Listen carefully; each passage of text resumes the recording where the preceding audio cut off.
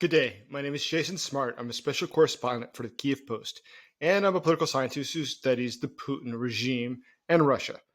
So there's been a lot going on, a lot of very exciting things going on, but what do they all mean? What's transpiring in Istanbul? Is it going to be the end of the war? Are we on the verge of peace? Well, unfortunately, we should be clear what it really is. What happened in Istanbul is not diplomacy. It was rather just Russia doing, as Russia typically does, delaying efforts to create peace. They dress it up as peace, they act like they want peace, but in fact, they're dragging their feet and trying to avoid an end to the war. So, just to quickly review for those who don't know what's happened in the last couple of days. So, on May 11th, after midnight, the latest press conference that Vladimir Putin has likely ever held, he said that he was ready for direct peace talks with Ukraine in Istanbul. Now, he said he was ready to negotiate without preconditions. And this seemed to a lot of people as being perhaps a humanitarian breakthrough. Keep in mind the timing. This is just 2 days after the Victory Day parade in Moscow, where other foreign leaders, closest allies of Russia, attended, including countries such as China. So there was a hope initially that, wow, this might be huge. Perhaps the Chinese have been putting pressure on Putin to end the war. Perhaps they're looking at what's coming ahead, and they're saying, listen, the Americans are about to slap a 500% tariff on all of our goods if we continue to buy Russian oil. Keep in mind that is what is currently being planned by Senator Lindsey Graham in a bipartisan bill, that any country who buys Russian oil, of which China buys about 45%, any country that buys Russian oil would have 500% tariffs on their goods. Keep in mind, look how the Chinese were flipping out when there's 145% tariff put on their goods by Trump a couple months ago. And look at this today. Obviously, there was a lot of reason for the Chinese to be worried. So there was a lot of people who thought, listen, Putin is doing this. The timing is weird, quite literally, it's so late at night. Maybe he just spoke to the Chinese because it was early morning there, and they put more pressure, and now he's going to start the talks. Unfortunately, it does not appear that was the case. We should not be surprised, though, because this has been every single time with Russia. And they enjoy this. They enjoy the game of leading everybody along. They enjoy the game of making everybody think they're serious, but not doing it. The Russians love to play games within the framework of existing systems. In this case, it's international diplomacy. We see them do this at the United Nations all the time. It's just the way they've always operated, even during the Soviet period. So let's ask ourselves, though, who was the actual target then for Putin's message? Like, to whom did he wish to communicate this? All communications is about somebody has an idea, the means of communication to it, and somebody who is to receive and decrypt this message. In this case, one of the audiences undoubtedly was Donald Trump. Vladimir Putin was very keen to show Trump that he was a peace seeker, that he is willing to begin talks without preconditions.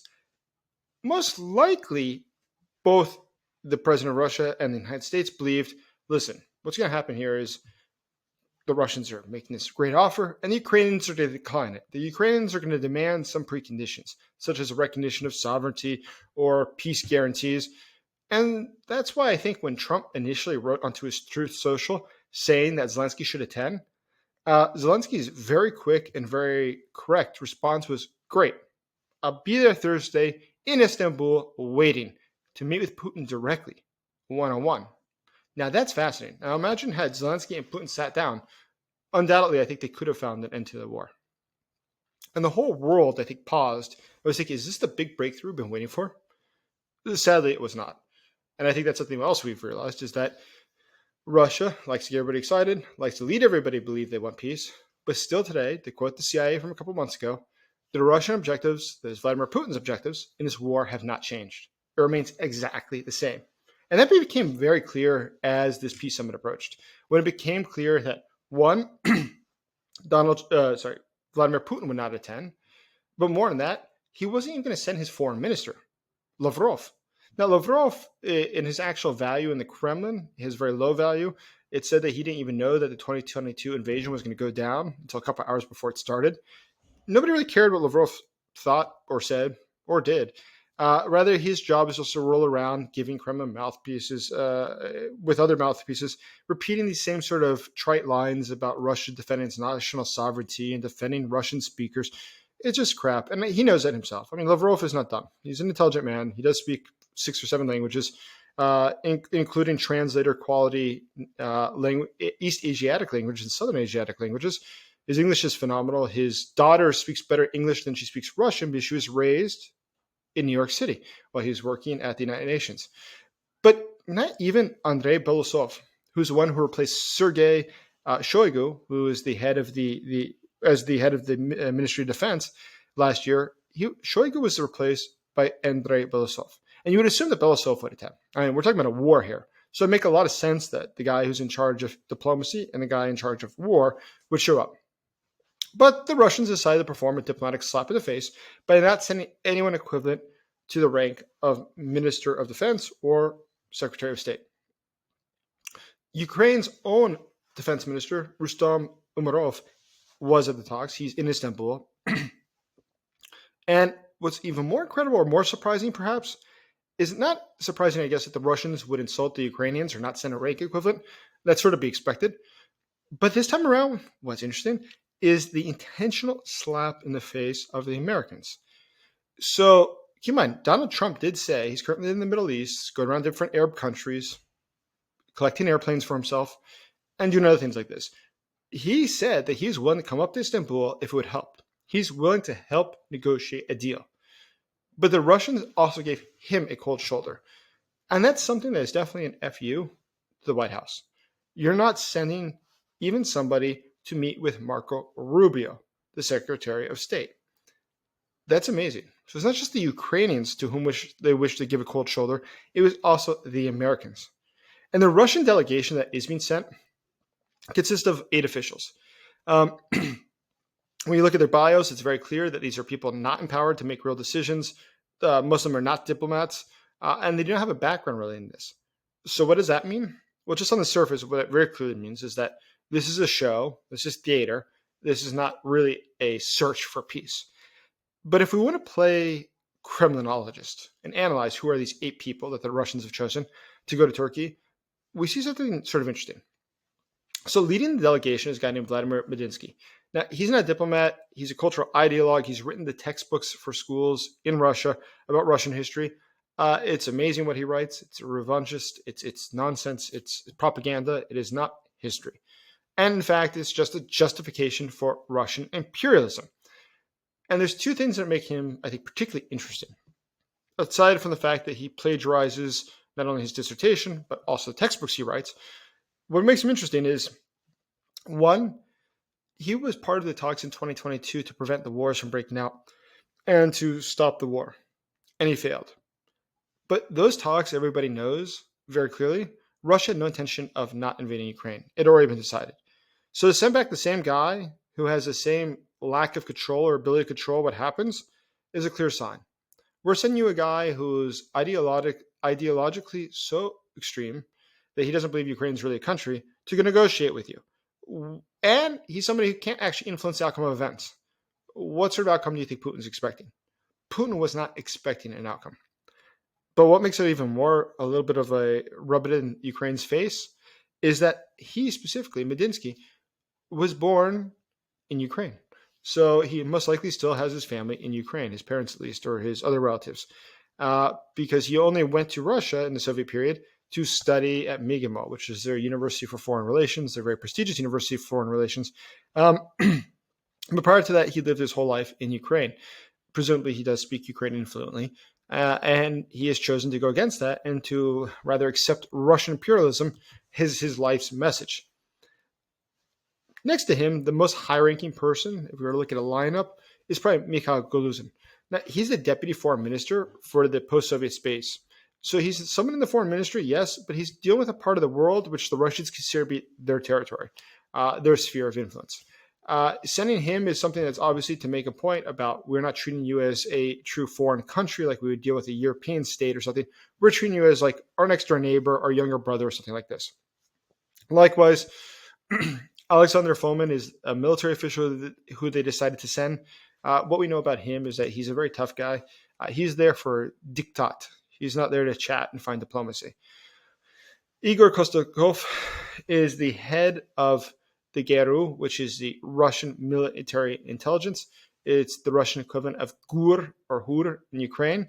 Now, he's under sanctions. So why would they send this guy who's under sanctions? Well, simply because I think the Russians are trying to mirror what von Clausewitz said, that war is merely the continuation of politics by other means. So Russia's treating these negotiations, or all negotiations, as part of the same thing. War, diplomatic negotiations are all the same strategy, just different implementations of exactly the same strategy. We also see Alexander Zorin is going to be there. Now, he's Putin's top guy, his specialist in frozen conflicts. He ran the shadow diplomacy in Syria. He's been involved in other conflicts around the world, but he's a go-to person for Putin about how to freeze conflicts to maintain power. Specifically, his whole thing is how do we stall, buy some time, then divide, and then control. That's what he does. So it's probably no coincidence that he's along for the ride. Now, somebody who's lesser known in the group is Yelena Podobrevska. Now, her whole thing is humanitarian work. So why is she there? It's probably to give the angle that Russia's interested in some sort of a humanitarian outcome. It's interested in the people suffering, and it wants to help them. She's there to really just soften the image of the rest of the crowd. Alexei Polishuk is also somebody who handles the former Commonwealth of Independent States, or I should say the SNG in Russian. He's interested in how do we deal with these other former Soviet states, and how do we make sure that Russian influence there remains strong. He's there just to, once again, reflect that Russia views Ukraine as just being one of the former republics, a younger brother. Viktor Shevtsov is the other military officer who's attending, who's actually sort of important. He deals with international cooperation. Today, that means he's probably going to have to take the results of this meeting back to Iran, back to China, back to North Korea, and to explain what went on and why it went on and what it all means, and how what they're doing is still serving the interests of those countries. So if we look at this all together, it's very clear this is not really a negotiation team. This is much more of a containment team. Their job is simply to delay, distract, and deceive. Flip it over. Look at the Ukrainian side. So who here wants peace? Zelensky is right now, as we speak, in Istanbul. Now, he didn't attend the meetings himself because that would be a slap in his own face, but he did send his team. And he sent people who were actually empowered, not placeholders. Rustem Umerov, who, as I said, was the Minister of Defense, and Andrei Yermak, who's the head of the presidential office. The EU backed the ceasefires. The Americans sent Marco Rubio. And even China and Brazil, two of the most important countries in BRICS, Russia's favorite topic, endorsed the need for these talks. So even if Putin's friends wanted this, why didn't Putin do this? Ultimately, this was not a summit. This was just a stunt. Putin wants the headlines. He likes the handshakes. He likes the attention. He likes to look at the guy who's going for peace. But he continues to bomb Kharkiv, occupy Ukrainian territory, and abduct Ukrainian children. And these talks were never designed to really succeed because Putin does not want them to succeed. They're simply designed to stall, to buy time. Russia takes this time and does what? Regroups, rearms, and then re-attacks Ukraine. And by the way, not the first time we've seen this script. And that's a great thing if you know Russian history. It always repeats. In Syria, in Georgia, in Chechnya, it's not a peace process they're actually seeking, the Russians. They're seeking a means to buy time and to re-attack. So until we see Putin sitting at the table himself, we will not see peace probably. And when are we going to see Putin sit at the table? When simply the cost of doing otherwise is too high. When Putin realizes that we have him in a vice and he can't escape from it, then he'll have an interest in talking. And to that point, he has no interest to talk. He has nothing to gain. Why would he? He's much better off just to get time, buy time, show the West that he doesn't really care, that he's completely nonchalant about all the sanctions that have been put on him and the power that we've put against him. It's in his interest just to sit around and wait and show he doesn't care. That's typical Russian style, typical Russian maneuver. Well, ultimately then, what happens next? The answer is very simple. It depends fully and totally on the United States, Germany, France, UK. If these leaders decide that they want to go hardball, they can.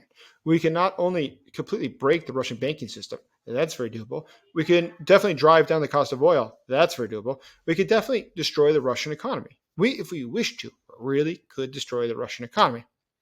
But if we decide to keep playing this game of, Putin might want to talk now, Putin might not want to talk later, we can't upset Putin, we're just going to be buying new problems for ourselves.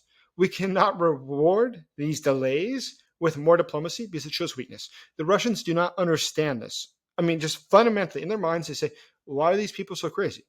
It's so obvious that we're kicking them around. We're treating them as dumb children who we could say whatever we want to and they'll just accept it. And they keep doing it. Well, why do they do this?